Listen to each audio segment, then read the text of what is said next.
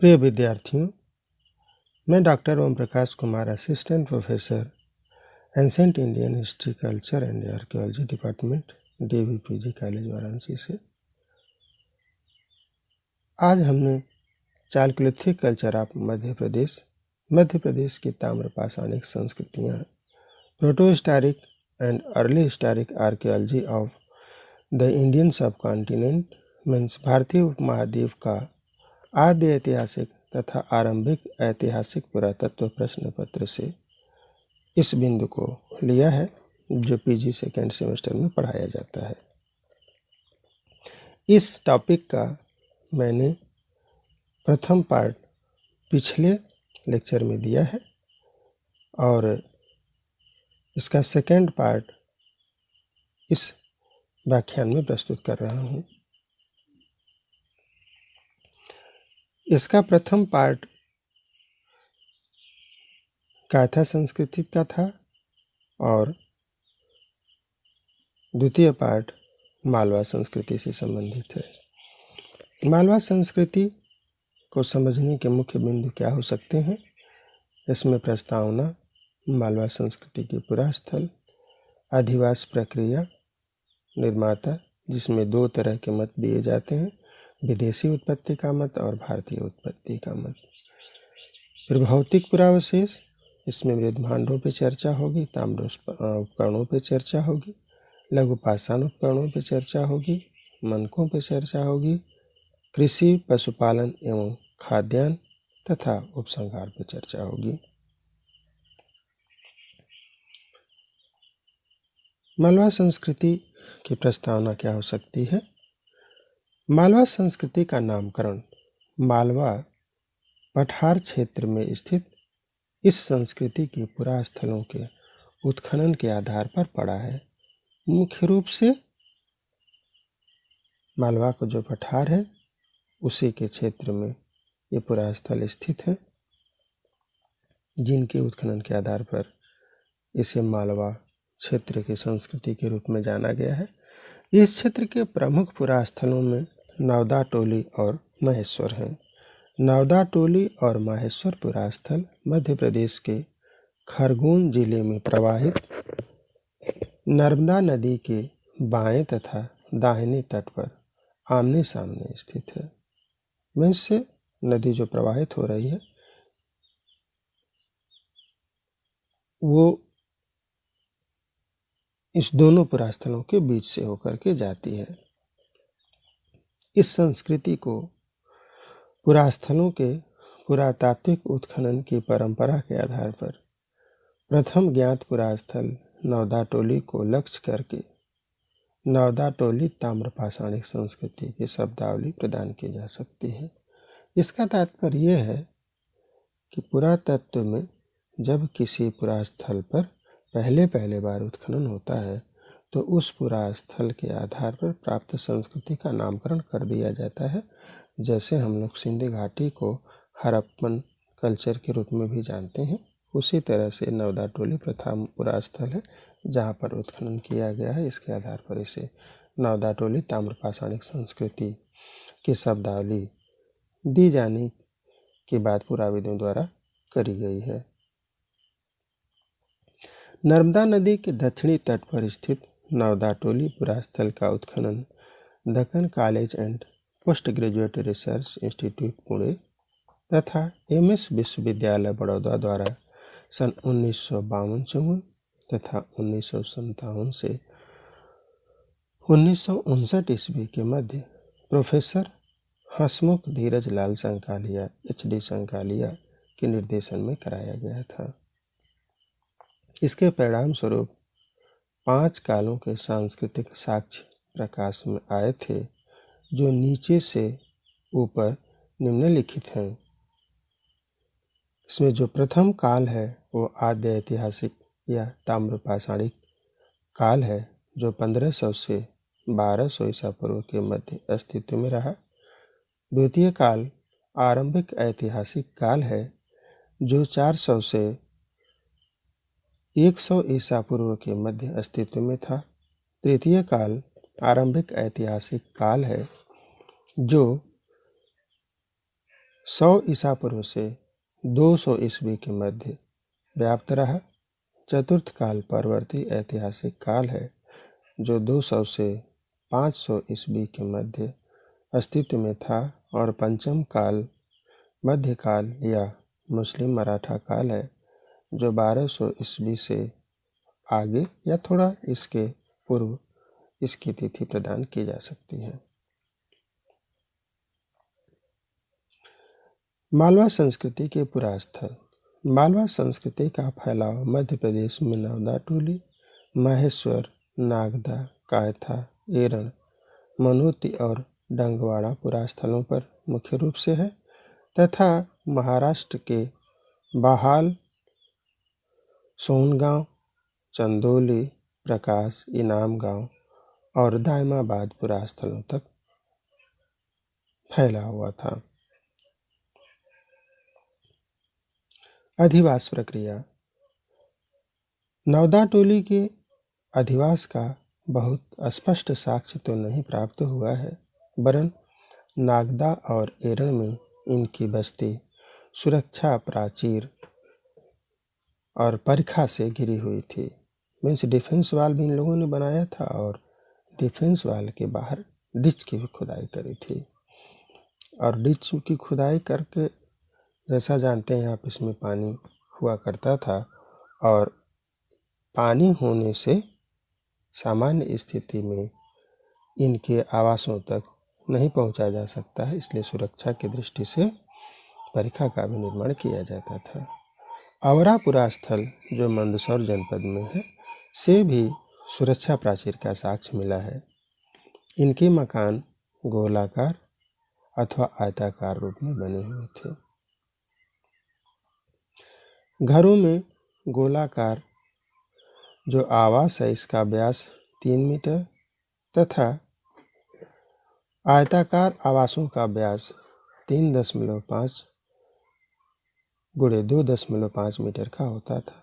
Mean से जो आयताकार आवास था वह लगभग 3.5 मीटर लंबा और 2.5 मीटर चौड़ा हुआ करता था। इसमें ये लोग रहा करते थे।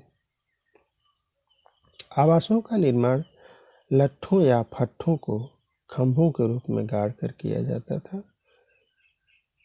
गाड़ करके इसके आसपास और सपोर्ट किए जाएंगे। इनकी दीवार बांस बल्ली और घास फूस आदि से निर्मित की जाती थी। इस तरह का कायथा संस्कृति में भी था। और जिस पर मिट्टी के गीले लेप, जिसे आप गारा समझिए, से प्लास्टर या लेप जैसा परत चढ़ाकर इसको मजबूती प्रदान कर दी जाती थी। यह लेप बच्चों अंदर और बाहर दोनों तरफ से किया जाता था, जिसकी वजह से जो घास फूस सरपत आदि हुआ करती थी ये मजबूत हो जाए और दीवार जैसे यह कड़ा होकर के बाहर से सुरक्षा प्रदान कर सके। मिट्टी की नीची दीवारों के साक्ष्य भी प्राप्त हुए हैं। इस ऊंची दीवारें नहीं है, नीची हैं, उस पर भी मकानों के निर्माण करने के प्रयास किए गए हैं। नागदा में कच्ची ईंटों का प्रयोग दीवार बनाने में किया गया है।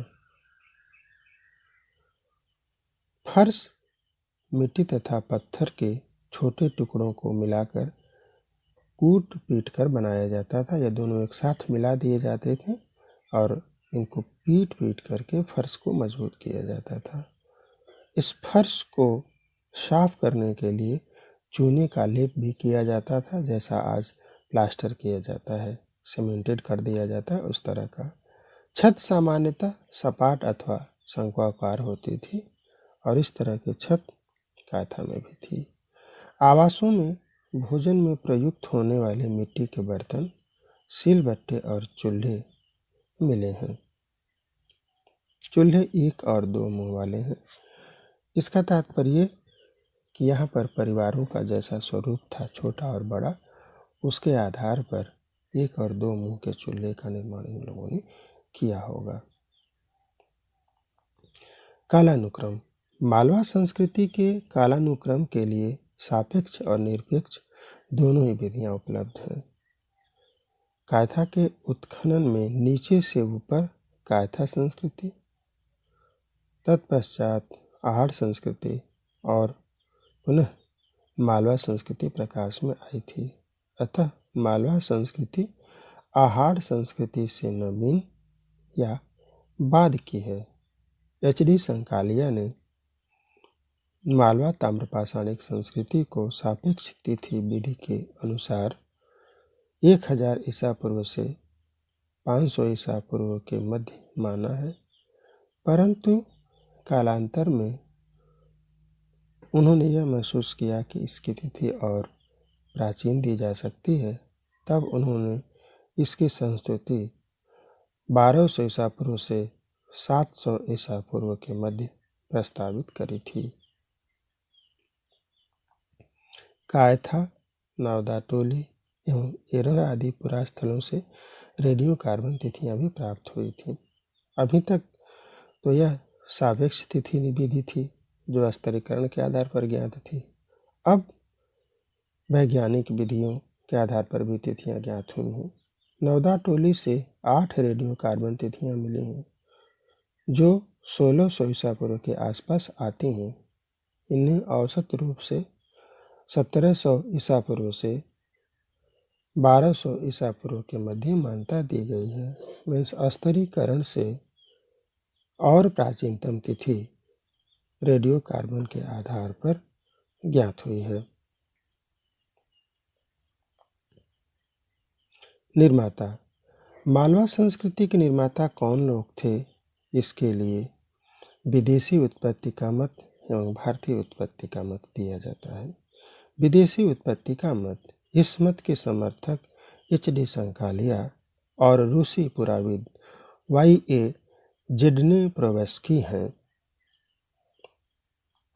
संकालिया की मान्यता के अनुसार मालवा संस्कृति के निर्माता पश्चिमी एशिया से आने वाले आर्यजन थे। इनके मत का आधार मालवा संस्कृति में मिलने वाले टोटीदार पात्र हैं जो पश्चिमी एशिया में स्थित पुरास्थलों टेपेगियान, सियाल्क तथा हिसार द्वितीय से मालवा से पहले मिलते थे। मीन्स इनकी मान्यता है कि ये जो पुरास्थल हैं टेपेगियान, सियाल्क और हिसार द्वितीय, ये पुरास्थल अपने यहाँ कुछ इस तरह के पात्रों का निर्माण करते हैं जो पात्र मालवा संस्कृति में भी मिलते हैं। और इन पुरास्थलों का जो कालक्रम है और जो इनकी तिथि है वह मालवा से प्राचीनतर है। तो मालवा बाद में विकसित हुआ, इसलिए इनकी मान्यता है कि ये जो पात्र हैं वो पश्चिमी एशिया से आने वाले लोगों ने यहाँ पर बनाया था। YA जिडनेप्रोवस्की की मान्यता के अनुसार मालवा संस्कृति के निर्माता संभवतः पश्चिमी एशिया में प्रवाहित होने वाली फरगुना नदी की घाटी में स्थित चुस्त संस्कृति के लोगों द्वारा निर्मित की गई होगी, या इस संस्कृति के लोग मालवा संस्कृति के निर्माता रहे होंगे। इस मत का आधार मालवा संस्कृति में मिलने वाले पात्रों के प्रकार एवं अलंकरण को माना गया है जो मालवा से पहले चुस्त संस्कृति में मिलते हैं।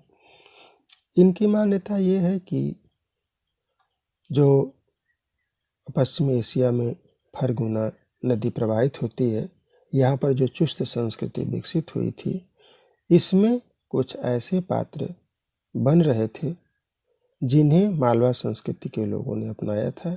इसका तात्पर्य यह है कि मालवा संस्कृति के जो लोग हैं चुस्त संस्कृति के जो लोग हैं उन्होंने ही मालवा संस्कृति का निर्माण किया था। भारतीय उत्पत्ति का मत। इस मत के समर्थक स्वराज प्रकाश गुप्त आदि विद्वान हैं जो विदेशी उत्पत्ति की मान्यता का खंडन करते हैं। स्वराज प्रकाश गुप्त की मान्यता के अनुसार अभी तक इस संस्कृति में मानव कंकाल नहीं मिले हैं, अतः मात्र तुलनात्मक आधार पर मालवा को विदेशी संस्कृति कहना उचित नहीं होगा। जैसा बच्चों होता ये है कि जो कंकाल होते हैं उन कंकालों का DNA DNA को जाना जाता है और उस DNA को वर्ल्ड के क्षेत्रों में जो प्रजातियां हैं उनमें खोजने का प्रयास किया जाता है, जिससे यह ज्ञात हो जाता है कि यह जो डीएनए है मुख्य रूप से किस रीजन का है, किस क्षेत्र का है। और अगर यह इस क्षेत्र का नहीं है, इसका तात्पर्य यह है कि जिस क्षेत्र में मुख्य रूप से डीएनए की सघनता होगी, वहाँ के लोगों की सघनता होगी, उसी क्षेत्र से लोग दूसरे क्षेत्रों में गए होंगे। इसीलिए कह रहे हैं कि कोई कंकाल नहीं मिला है, अतः तुलनात्मक आधार पर मालवा को विदेशी संस्कृति कहना शायद उचित नहीं होगा। काथा के उत्खनन में कुछ इस प्रकार के मृदभांड प्राप्त हुए हैं जो काथा संस्कृति में मिलते हैं। काथा और मालवा के सांस्कृतिक अंतराल के बाद पुनः वही मृदभांड काथा से मालवा संस्कृति में भी ट्रांसफ़र हो जाते हैं और मालवा संस्कृति में प्राप्त होते हैं। इसका तात्पर्य यह है कि मालवा संस्कृति स्थानीय रूप से काथा संस्कृति से विकसित हुई थी, अर्थात जो काथा संस्कृति है उससे मालवा संस्कृति विकसित हुई थी। अब काथा संस्कृति का निर्माण भारतीय लोगों ने किया या विदेशी लोगों ने किया, इसका आधार काथा संस्कृति के निर्माताओं पर बेस करता है। भौतिक पुरावशेष। नवदा टोली में भौतिक पुरावशेषों में मृदभांड। नवदा टोली में जो पुरातात्विक उत्खनन हुआ है उसमें उत्तरोत्तर विकास प्राप्त होता है, जिसे मृदभांडों के आधार पर पहचाना गया है। मीन्स क्या, मृदभांडों में धीरे धीरे परिवर्तन होता है जो पहले से बाद के चरणों में विकसित अवस्था में प्राप्त होता है। इसीलिए नवदा टोली के विकास को मृदभांडों के आधार पर पहचानने का प्रयास किया गया है। इसे मृदभांडों के आधार पर 4 चरणों या कालखंडों में वर्गीकृत किया गया है। प्रथम चरण या कालखंड की मृदभांड परंपरा काले रंग से चित्रित हल्के लाल रंग या गुलाबी रंग की बनी है। Means black painted light red ware और द पिंक रेड वेयर। भारतीय पुरातत्व में इसे मालवा परंपरा कहा गया है। इसमें बनने वाले प्रमुख पात्रों में साधारण स्तरियाँ मीन्स जो थालियाँ होती हैं, और उन थालियाँ आसानी से बैठ जाएं इसलिए उनका जो पेदी होता है, नीचे वाला जो भाग होता है, उसमें छोटा सा आधार बना दिया जाता है, उसी को साधारण तस्तरियाँ कहा जाता है। उसके बाद पेंदीदार कटोरे, वही साधार कटोरे, तसले, छिछली थालियाँ, लोटे, घड़े तथा मटके आदि प्राप्त होते हैं। मीन्स इसमें कोई भंडारण पात्र नहीं दिखता है और यह सभी भोजन से संबंधित पात्र हैं। मालवा पात्र चारों चरणों या कालखंडों में प्राप्त होता है, प्रथम, द्वितीय, तृतीय और चतुर्थ कालखंड में। इन पर त्रिभुज, जालक युक्त हीरक, लहरदार रेखाएं, संकेंद्रीय वृत्त, एक दूसरे को काटते हुए सूर्य रेखाएं, मानव एवं पशु आकृतियां अलंकृत की गई हैं। इसका तात्पर्य है कि जो अलंकरण कर रहे हैं ये अलंकरणों में विविधता है और इनकी दक्षता का भी पता चलता है। ये अब केवल ज्यामितीय अलंकरण नहीं बनाते, ज्यामितीय अलंकरण के साथ अब ये लोग कुछ इस तरह के अलंकरण भी बना रहे हैं शायद जिसका धार्मिक महत्व हो सकता है। सूर्य रेखाएं बना रहे हैं, मानव और पशुओं की आकृतियां बना रहे हैं, यह किसी धार्मिक विधि विधान से संबंधित भी हो सकता है। इसके अतिरिक्त इस चरण में श्वेत रंग से अलंकृत कृष्ण लोहित मृदभांड भी प्राप्त होता है, white painted black and red ware. इसमें कटोरे हैं, चषक जो कप कहते हैं, परई मीन्स छिछले कटोरे, थालियाँ तथा छोटे आकार के पात्र प्रमुख हैं। मीन्स ये सभी जो पात्र हैं अभी भोजन से संबंधित है, भंडारण पात्र, इसमें भंडारण के लिए कोई पात्र नहीं है। इन पर सीधी और वक्र रेखाएं, लहरदार खड़ी रेखाएं, त्रिभुज तथा ठोस हीरक का अलंकरण किया गया है। मीन्स क्या बच्चों की पात्रों को कैसे आकर्षक बनाया जा सकता है, उसका प्रयास इन लोगों ने किया है। द्वितीय चरण में मालवा पात्र परंपरा चलती रहती है और श्वेत चित्रित कृष्ण लोहित पात्र परंपरा समाप्त हो जाती है। अन्य विशेषताएं पूर्ववत हैं। इस चरण का अंत अग्निकांड के कारण हुआ था, मीन्स अग्नि लगने की वजह से यह चरण समाप्त हो जाता है, जल जाता है और उसके बाद नया चरण शुरू होता है। तृतीय पात्र परंपरा दूधिया पात्र परंपरा है जो लाल रंग से प्रलेपित है, मीन्स रेड पेंटेड क्रीम स्लिपवेयर है। इसमें कटोरे, कप, साधार कटोरे, तस्तरियाँ प्रमुख रूप से बनाई गई हैं। मीन्स यह भी भोजन से संबंधित पात्र है। इन पर मुख्य रूप से एक दूसरे का हाथ पकड़े नृत्यरत मानव समूह, यानी नृत्य करते हुए एक दूसरे का हाथ पकड़े हुए समूह बनाया गया है। मुड़ी सींग वाले बकरे, हिरण, वक्र रेखाएं, त्रिभुज, लहरदार खड़ी रेखाएं, ठोस हीरक आदि को अलंकृत करके पात्रों को सजाने का प्रयास किया गया है। चौथे पात्र परंपरा रुक्ष लाल मृदभांड है, जिसे जोरवे मृदभांड भी कहा जाता है और इसके ऊपर गहरे लाल रंग का प्रलेप किया गया है। यह बनावट में थोड़ा भौंडे हैं। इसमें टोंटीदार बर्तन, छोटी तथा बड़ी गर्दन वाले घड़े, तसले तथा गहरे कटोरे प्रमुख पात्र के रूप में प्राप्त होते हैं। इन पर टेढ़ी रेखाओं, त्रिभुज और चतुर्भुज का अलंकरण किया गया है और यह भी अलंकरण करने का प्रयास भी पात्रों को आकर्षक बनाने से संबंधित है। मालवा संस्कृति में कुछ अन्य मृदभांड भी मिलते हैं, जिसे दूसरी कृष्ण पात्र परंपरा, ग्रेस ब्लैकवेयर, रुक्ष लाल मृदभांड, रफ रेडवेयर, काली मृदभांड परंपरा, ब्लैकवेयर और ताम्र रंग की पात्र परंपरा, टैनवेयर भी प्रमुख है और इनमें भी सामान्यतः वही पात्र प्रकार मिलते हैं जो पूर्व में वर्णित मुख्य पात्र परंपराओं के साथ प्राप्त होते हैं। ताम्र उपकरण। ताम्र उपकरणों को उपयोगिता के आधार पर 4 वर्गों में वर्गीकृत कर किया जा सकता है। इनका अध्ययन मीन्स जो भी तांबे के उपकरण हैं, इनसे संभावित कार्य जो करते होंगे उसके आधार पर इनको वर्गों में वर्गीकृत किया गया है। गृह उपयोगी जो वस्तुएं हैं उसमें मत्स्य कांटे की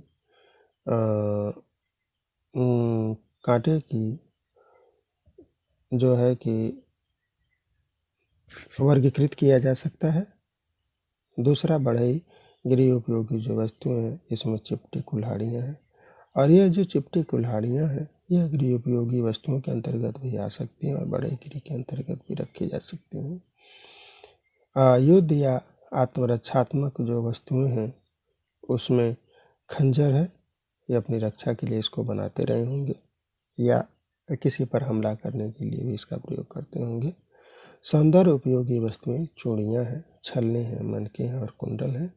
इन सभी को वह धारण करते थे, इसलिए इनको सौंदर्य उपयोगी वस्तुओं के रूप में रख सकते हैं।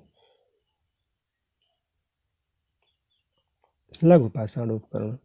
लघु पाषाण उपकरण नवदा टोली के प्रत्येक आवासों में मिलते हैं और ये कायथा से तुलना रूप में अधिक हैं। तो तुलनात्मक रूप से ये इनको अधिक मिलना, इसका तात्पर्य है कि यह संभवतः प्रत्येक घरों में बनते होंगे और प्रत्येक घरों में लोग इसका प्रयोग करते होंगे। इसका तात्पर्य है कि मालवा संस्कृति के लोगों का जीवन आखेट पर मुख्य रूप से आधारित रहा होगा। मनके पाषाण में अगेट, जैस्पर, कार्नेलियन, शंख आदि के बने मिले हैं। इतने तरह के माध्यमों से मनके बनाए गए हैं। इसका तात्पर्य है कि अब मनकों द्वारा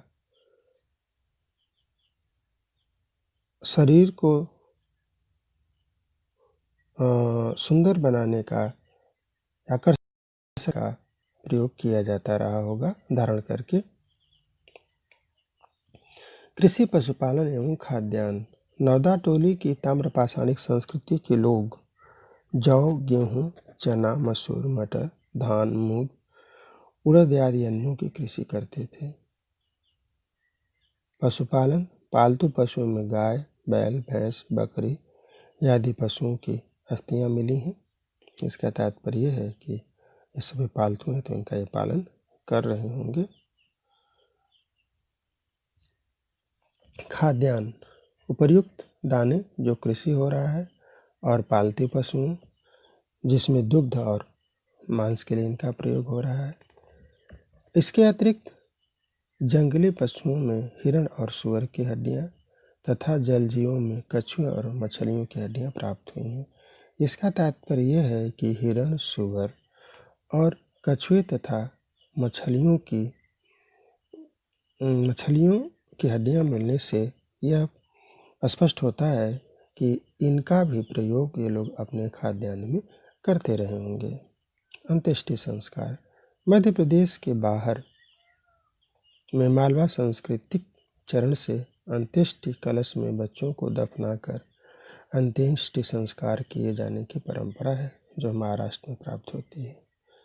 वयस्क लोगों के अंत्येष्टि संस्कार के विषय में कोई जानकारी नहीं मिलती। हो सके कि आने वाले समय में किसी पुरातात्विक स्थल के उत्खनन से मध्य प्रदेश के मालवा संस्कृति के लोगों के अंत्येष्टि संस्कार के विषय में भी जानकारी हो पाए। उपसंहार। इस प्रकार मध्य प्रदेश में 2 ताम्रपाषाणिक संस्कृतियां विकसित हुई थी। काथा संस्कृति पूर्ववर्ती संस्कृति थी, जबकि मालवा संस्कृति कालांतर में विकसित संस्कृति थी, जिसकी आधारशिला काथा संस्कृति के तत्वों पर विकसित हुई थी। इन दोनों संस्कृतियों में मुख्य रूप से ग्राम्य जीवन की झांकी ही प्रस्तुत होती है। धन्यवाद।